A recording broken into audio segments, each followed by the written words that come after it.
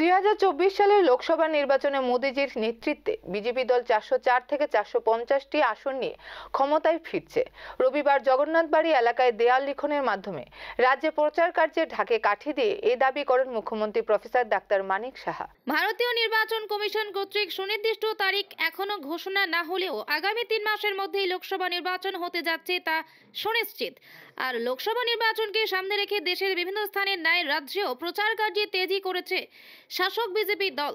ইতিমধ্যে শাসক দলের পক্ষ থেকে বুথ স্তর থেকে শুরু করে রাজ্য স্তর কয়েক প্রস্তুত সাংগঠনিক বৈঠক সমাপ্ত করা হয়েছে।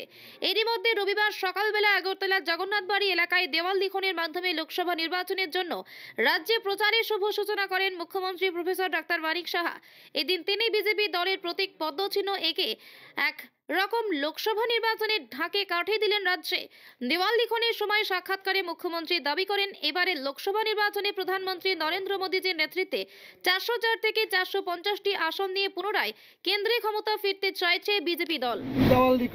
না দেখুন, আমাদের দেওয়ার যে আমাদের পদ্ম ফুলের যে বিষয়টা, সেটা কিন্তু আমাদের কার্যক্রমে আছে ভারতীয় জনতা পার্টি। তো এই শুরু হয়ে গেল, আমাদের কাজ তো শুরু হয়ে গেছে এমনিতে। 2024-এর ইলেকশন, আগামী দিন আবার আমরা মাননীয় প্রধানমন্ত্রী নরেন্দ্র মোদীজিকে প্রধানমন্ত্রী হিসাবে আবার দেখতে চাই। তো ত্রিপুরার থেকে অনেক জায়গায় কাজ শুরু হয়ে গেছে। আমি আজকে পদ্ম ফুলটা আঁকলাম, সময়ের কারণে আমি পারছিলাম না, তো আজকে শুরুয়াত করলাম। তো সব জায়গায় প্রচার চলছে। তো আমরা মনে হয় যে আগামী দিন 404-এর আমরা কথাবার্তা চলছে চারিদিকে, it is in the year যে 404 পাবো, কিন্তু আমার মনে হচ্ছে এটা 450ও হয়ে যেতে পারে, বেশিও হতে পারে।